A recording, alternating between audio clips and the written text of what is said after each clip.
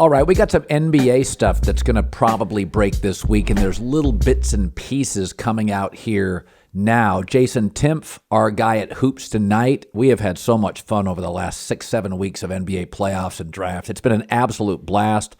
And for those who didn't know who Jason was before, and if we've possibly introduced Jason to you, I get so much feedback, maybe more positive feedback on Jason than any single person we have at the volume. And the stuff that trickled out today, I think it was Chris Haynes reported that the Suns have decided DeAndre Ayton, we're going to keep him. My takeaway first is that Vogel's always been known. I mean, Vogel made Roy Hibbert into a nuisance against LeBron James. I mean, Roy Hibbert was a 9-10 point a game guy and was a big pain in LeBron's butt for several years for the Pacers. I think Vogel's, he won a championship. I thought Anthony Davis was a dominating defender. He likes size. And so my takeaway is we'll see the best DeAndre Ayton of his career with Vogel. What I do worry about, Jason, this is a player now that will get fewer offensive opportunities perhaps, and he can kind of disengage when he doesn't get looks. So I do think they're a really good basketball team. If you told me that 4 best players in every team, Denver and Phoenix are right near the top of the NBA. Are you worried at all if they keep him, though, that, he, for lack of a better word, he's pouted before if he doesn't get looks? I think in all likelihood they tried to trade him. I do think his value is extraordinarily low. I mean, centers in general, they're like the running backs of the NBA, as we all know. And in general, you don't want to spend a ton of money on one unless he's a star. And there was, obviously some suspicion or expectation that DeAndre Ayton would be that level of player, and it's never really materialized.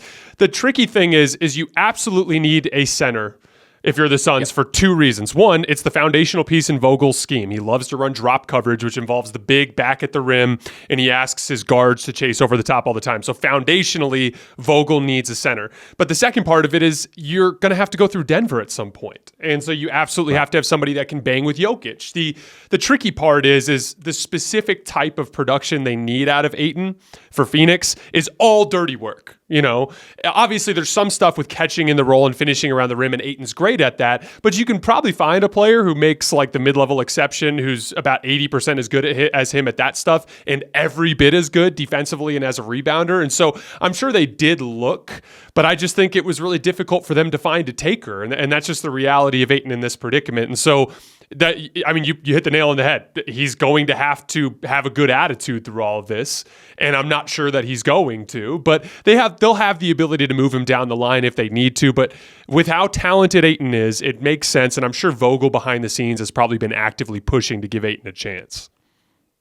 Yeah, it's I've said before, I think the word star is overrated. Zach LaVine's a star. I don't know if he's a winning player. Westbrook's a star. I'm not sure he's a winning player. Same with John Wall. I think the word I always use is impactful. Are you the kind of player that matters in a playoff series? And I just think if you take the top 4 players for Denver, saying it's Jokic, and then it's Murray, and then it's Gordon, and then it's Porter, that's a really good foursome, all with different skills. There is some duplication with Phoenix. Whereas Beal and Booker, they're scorers. They're 2 guards and scorers. And very much, a lot of times it's pull-up jump shooters. That's what Kevin Durant is. So I do think there's value in Ayton being a different body type, having some limitations, being able to score low. Could he be impactful in the playoffs? And I would defend him. I mean, I watched him in Arizona. I thought he was going to be a dominant player. He wasn't. But he's almost gotten to a point now where he is so beaten down that it's as if we're not acknowledging 18 and 10. He is a really active big. I mean, he really is, and he's pretty damn good. 6 feet in.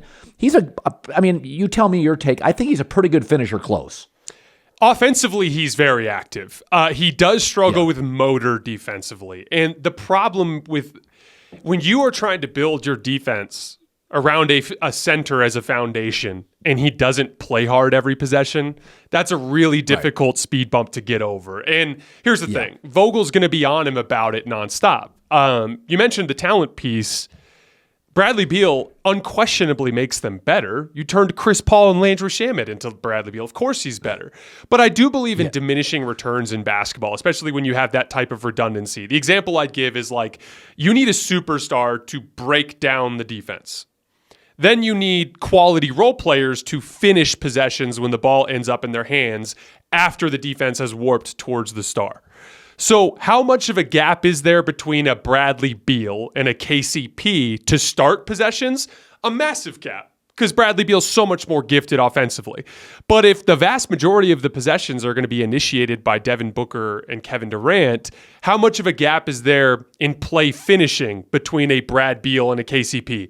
A much smaller gap. And so that doesn't mean it can't work, because talent obviously helps. But the only way this is going to work is if all four of those guys, not just Ayton, but all four of those guys really embrace the dirty work. Because what happens on a Denver Nuggets team is Jamal Murray and Nikola Jokic take on that initial creation role, and KCP works his ass off all the time. And then he'll catch and finish at the end of plays. And so one of those guys is going to have to really lean into being an off-ball threat that really competes defensively. It's going to be Bradley Beal because he's the third best player in that group. But everyone's been saying, of course the Suns are better. Of course the Suns are better. Yeah, they are.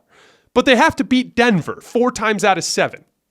And the only way they're going to do that is if they can win a freaking fist fight, man. Like a really physical grind out series. And so I do think this can work, but all three of those guys have to just work their butts off on the details, including Kevin Durant, like who has the capability to be an Anthony Davis-esque defender when he's trying.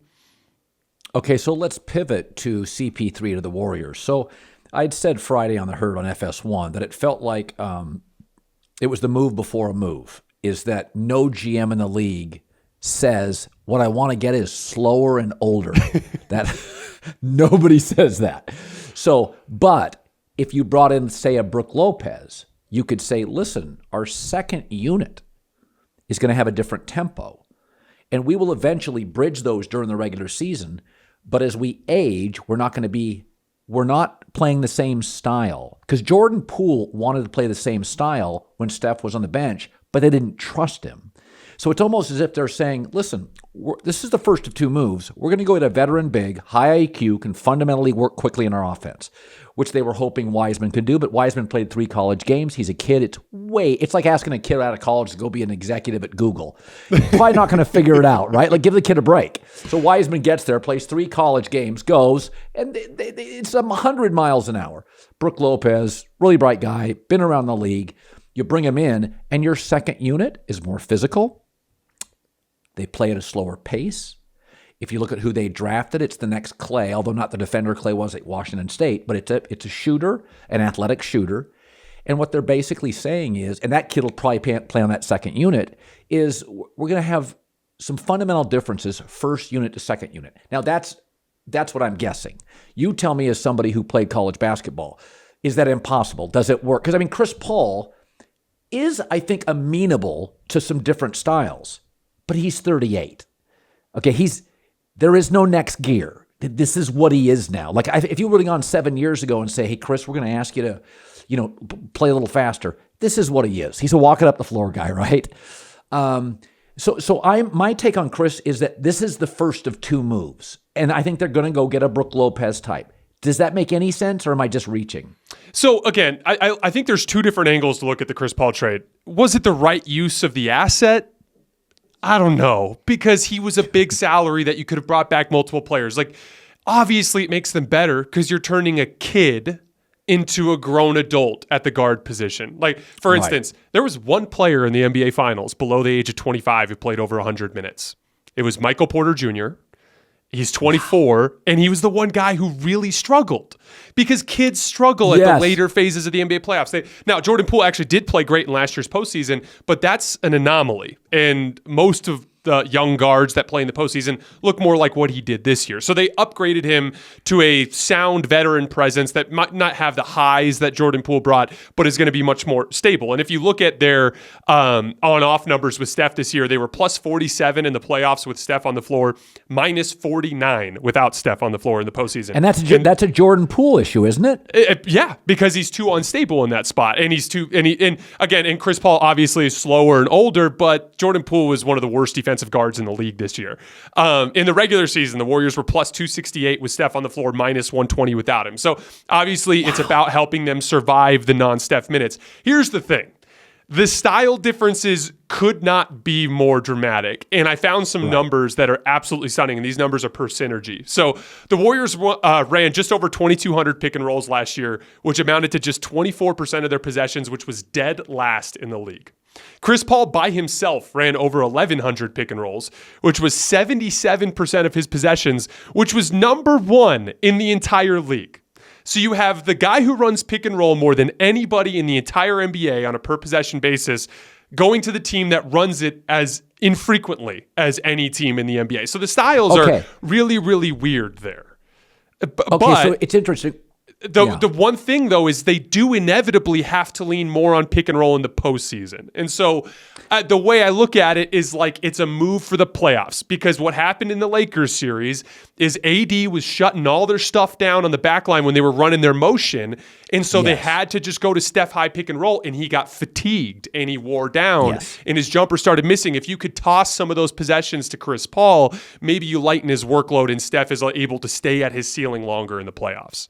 So listening to you, I think you said it more eloquently. So the first thing they make this Chris Paul move for is to limit the damage when Steph's not on the floor. So they look at analytics like you and I would do and go, we're bad when Steph's on the floor. How do we get less awful?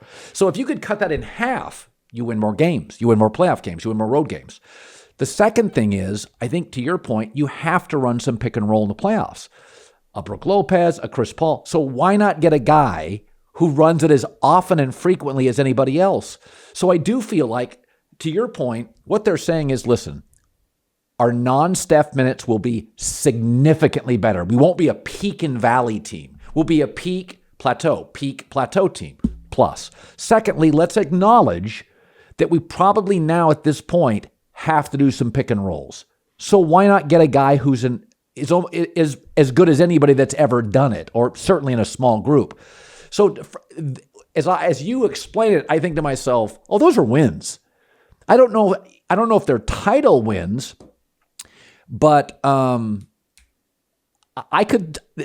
Steph, when you said those, the non-Steph moments, I mean, that's the difference between a W and an L in a road game or a playoff game. I mean, that's the difference.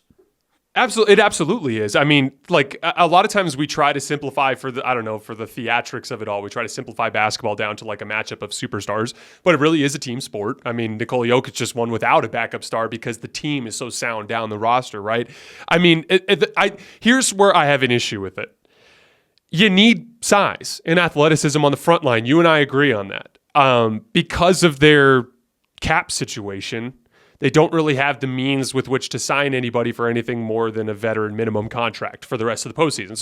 Or for the rest of the offseason. So they're not really going to be able to get that guy. So in my opinion, the best way to have done that would have been to try to use Poole's contract the way the Lakers used Westbrook's contract, as a vehicle with which to bring back multiple players.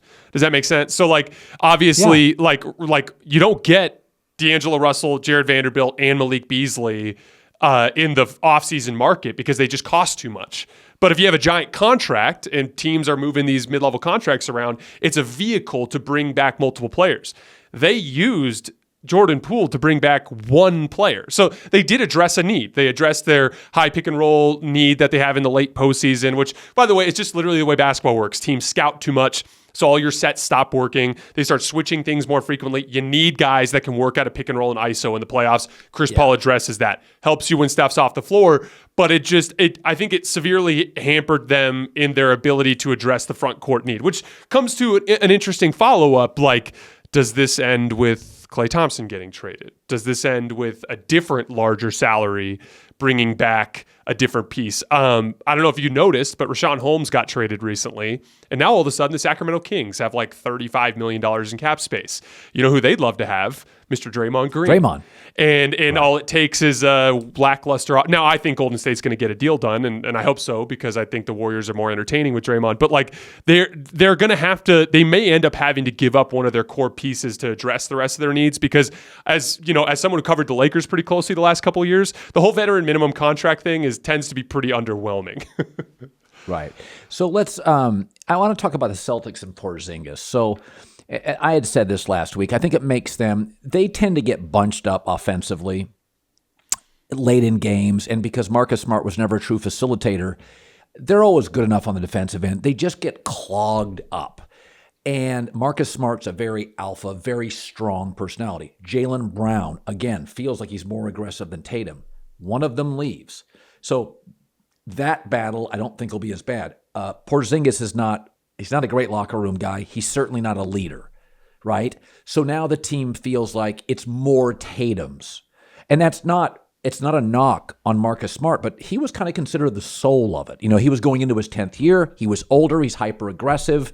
He's at times their best defensive player. So they move off him, which I never had a problem with because he wasn't a true facilitator.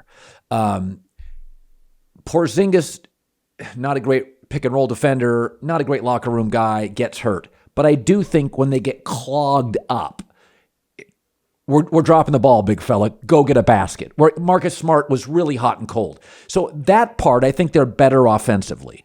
But I think one of the other moves was, because everybody loved Marcus Smart, it feels like to me one of the moves was to create more clarity personality-wise that, Jason, this is your team. We're getting rid of the decade-long. That's what it felt like to me. It's like, we're probably not going to be as good defensively.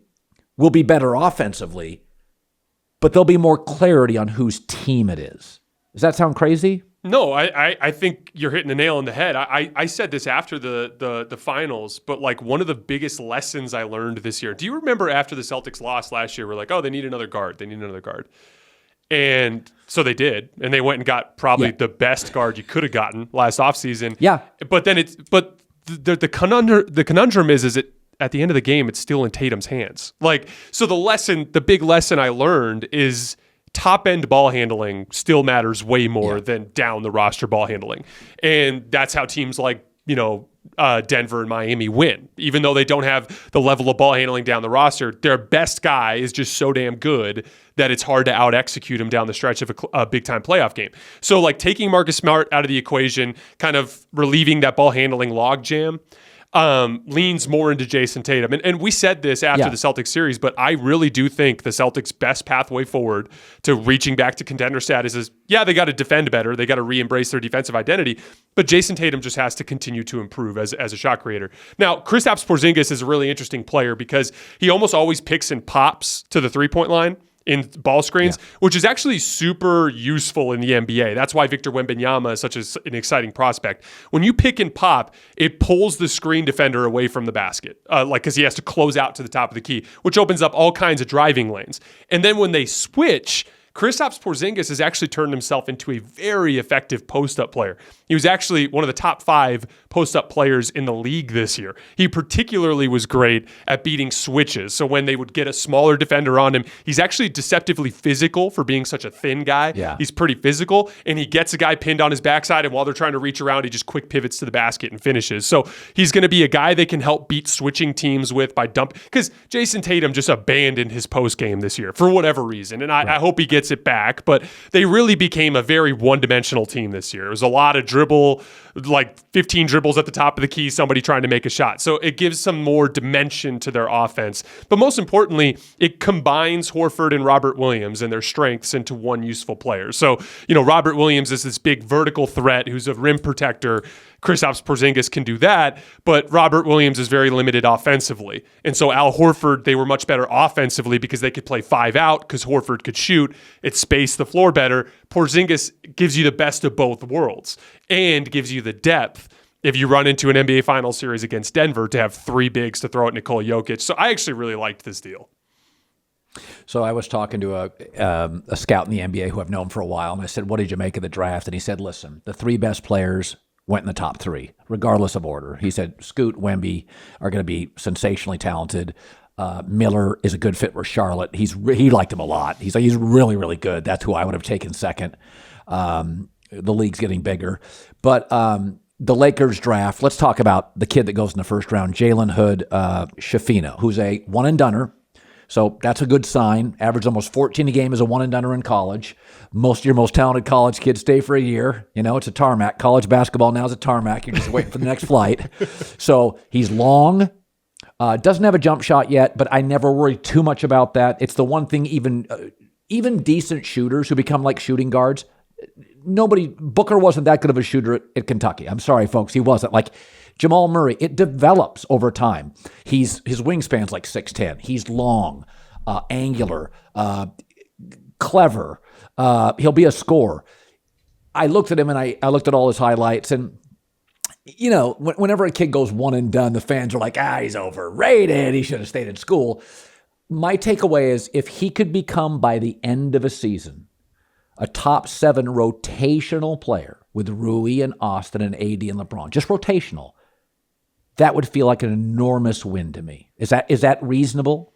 Absolutely.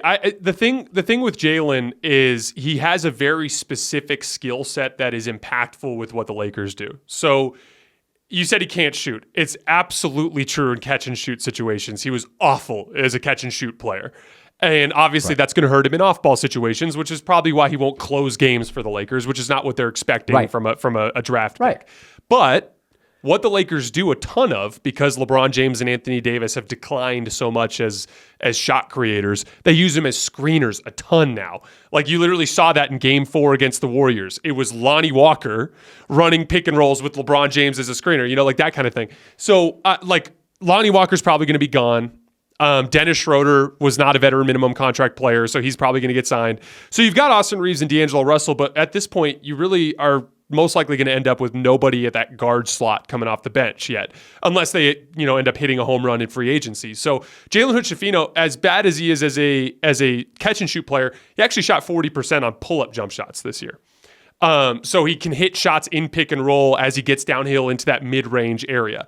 He also is limited as a passer to the weak side, like making cross-court passes to shooters, but he's very good at making passes to the roll man. You guys might know Trace Jackson Davis, who ended up going to the Warriors at the end of the second round. He was a really good big man that was one of Jalen's teammates, and he was awesome at feeding him in pick and roll constantly in just like little passes over the top and pocket passes. That's a great fit with Anthony Davis and LeBron. So I think the thought process there for the Lakers was we're looking for a backup guard. And for as high as he was picked, and with his physical tools, you hit the nail on the head. He's like 6'9" wingspan, 6'10" wingspan. Yeah. Without shoes, he's like 6'4" and a quarter. So he's like 6'5" and some change. He weighs almost 220 pounds, so he's really big. Yeah. That means he's going to be able to, defend up a position and things like that. Not a fantastic athlete, but that's kind of the trade-off there. They're not looking for upside from that pick. They're looking for immediate productivity at the NBA level. I will say though, Colin, I really like the kid they got in the second round, this Max Lewis kid.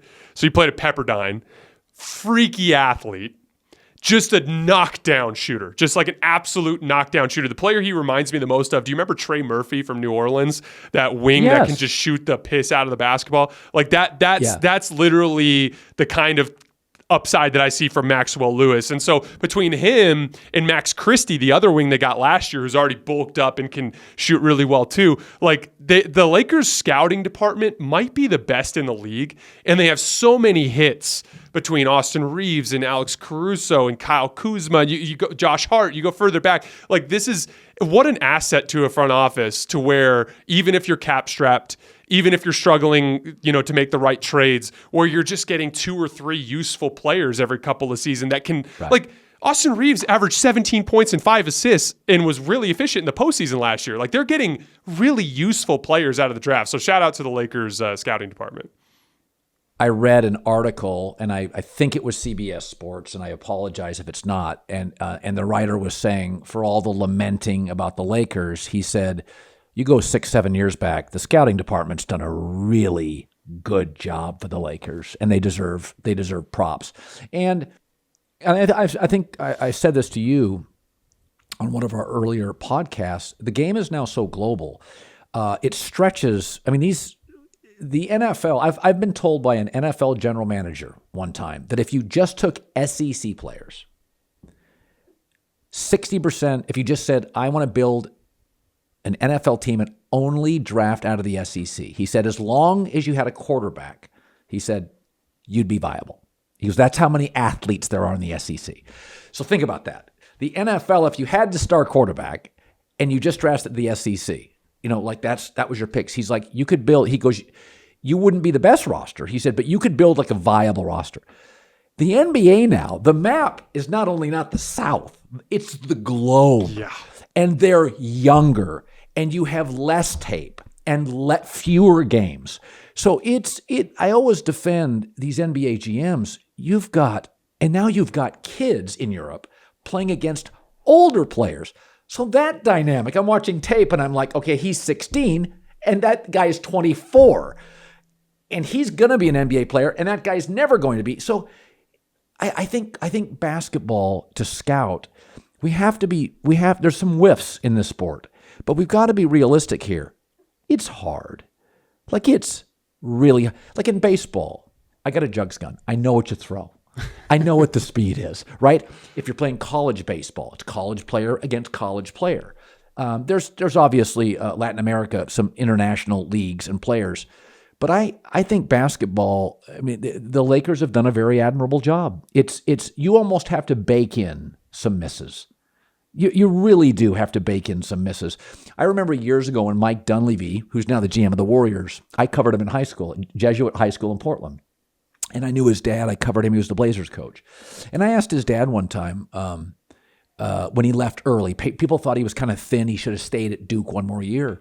And Mike and I had a long talk one time about that. And he said, Colin, it was really about practice. Is that the best players he ever faced were at Duke's practice. He wasn't facing NBA players in games.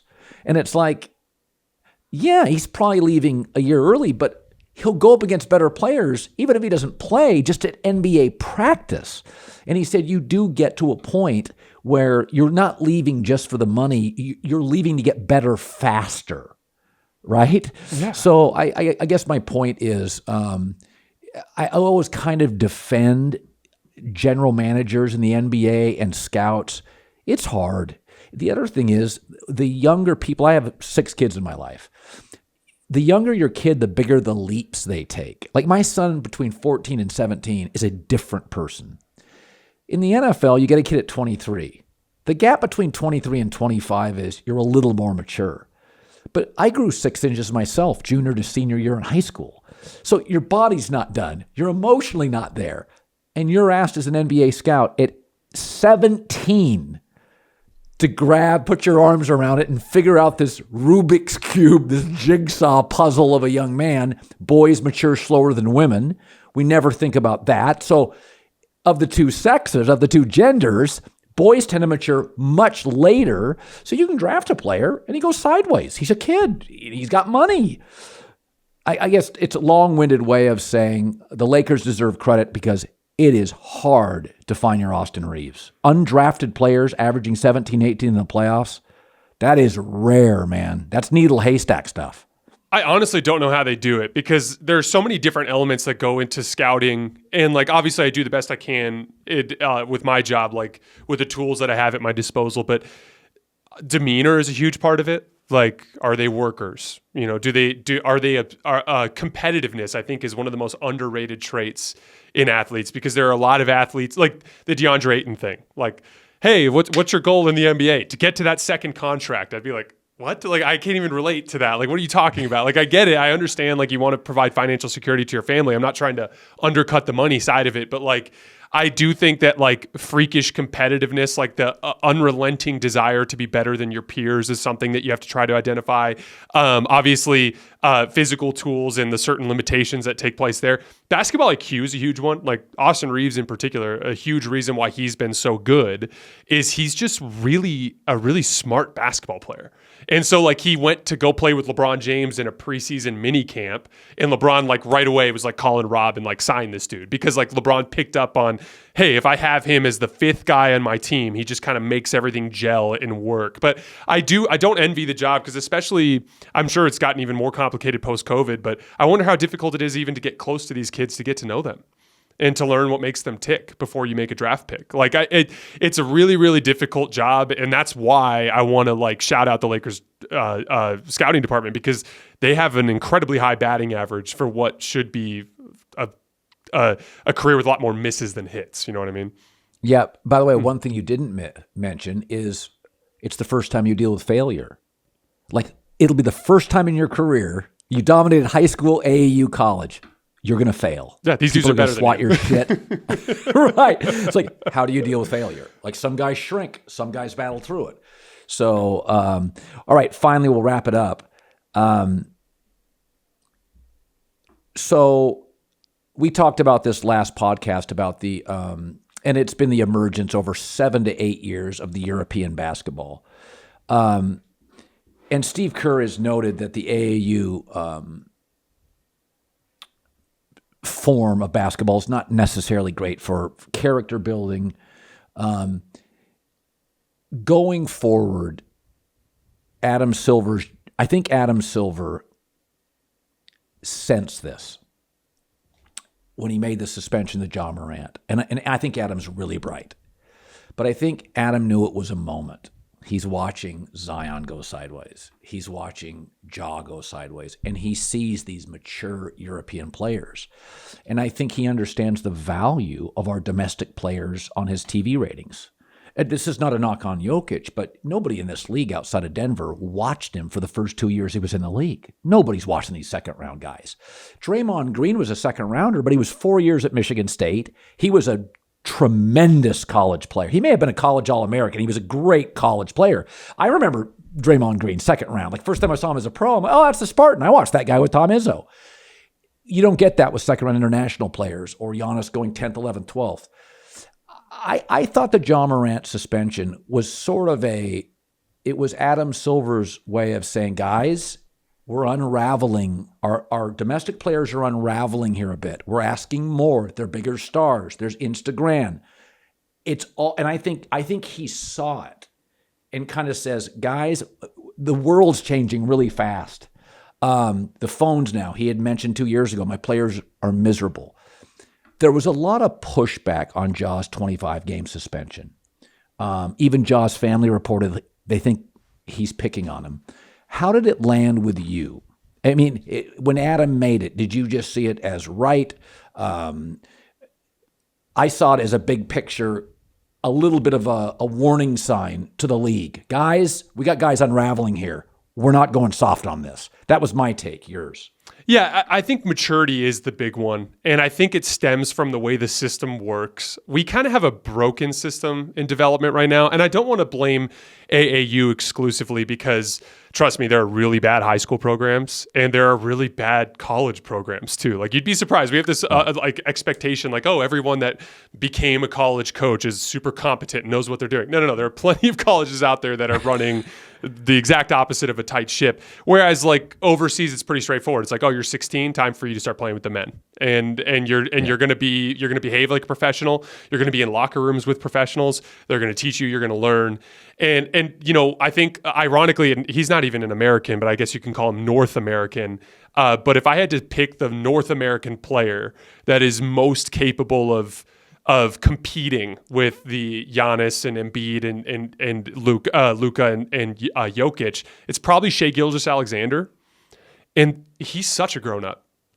He's never in the news. He's never doing anything except for kicking people's ass on the basketball court. He's quiet, but he's loud within his locker room and as a leader.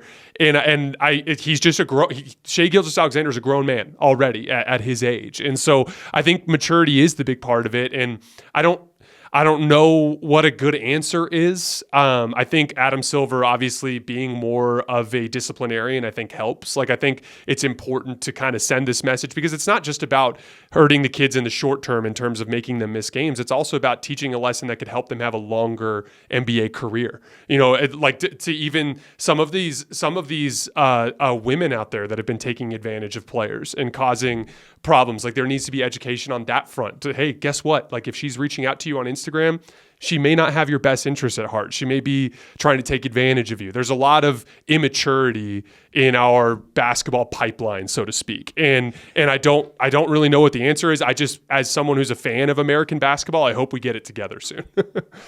Okay, so it's interesting you bring up Shea, because what do Shea and Steph and Giannis and Jokic have in common? Slow growth. Humbled early, injury early. Had to put on weight, had to develop. Ja, Zion, stars day one. I mean, this is society. If you give any young person too much early, they get engulfed by it. Shea, if I recall, did Shea come out the same year as Knox at Kentucky? I think so. Are they close? I get the years mixed up, but yeah, he was at Kentucky, yeah. So Knox got more publicity. Shea was so skinny that I remember Knox was the talk of the two that came out. He didn't develop. He was kind of a low-ceiling player. But Shea got a little humbled. He wasn't even the most discussed Kentucky guy. He came in really thin. He got moved from the Clippers. They kind of abandoned him. He's filler in the Paul George deal. Right.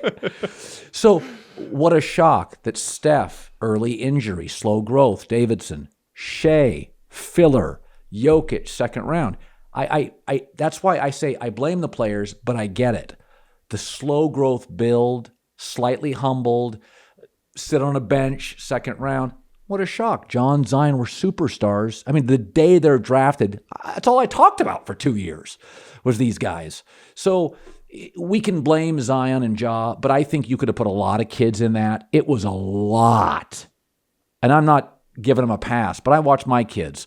My wife and I always talk about this, not too much too soon. There are steps and appropriate steps. And, when you're giving your kids an allowance, what's appropriate for their age. I mean, we have like tiers of what's appropriate. Okay, you're in college now. You get a little bit more. Now you're out of college for a year. Like, we'll help you pay your cell phone bill. So, no, Shea's a really great example of it.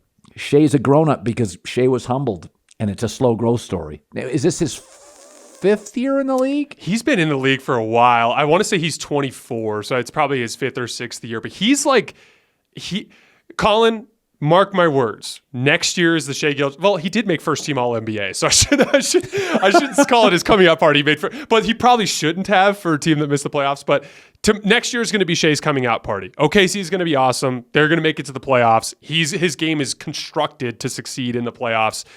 Next year is going to be the year Shea becomes a bona fide, a legitimate superstar in the league. And by the way, from the money standpoint, a number one overall draft pick now makes pretty damn near what LeBron James made with the Heat. The way that the money has changed too, these guys are immediately coming into great amounts of wealth.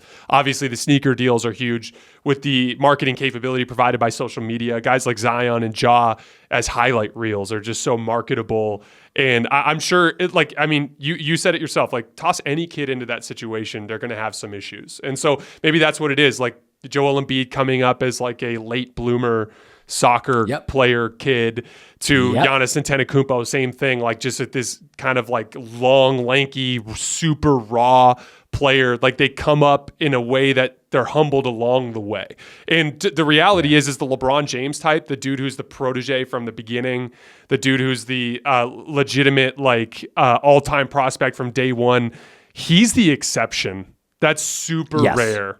They're super rare. Even this kid from Duke that Dallas drafted, he was the number one pick or the number one prospect coming out of high school before he went to Duke and barely played 20 minutes a game. It's a completely different level of process when you are getting humbled, when you run into somebody who's legitimately better than you versus when you're constantly clawing up, you just kind of have a chip on your shoulder in that sense. All right, Jason Timpf, Hoops Tonight. Love doing these. Eventually, we're going to give Jason a day off. We've discussed it as a company. It's coming. Sometime he's going to get summer off. You can follow him on Twitter. He's a great follow. I get so many compliments about your work. And it's great seeing you again. Colin, this has been such a fun couple of months talking basketball with you, man. I'm looking forward to it.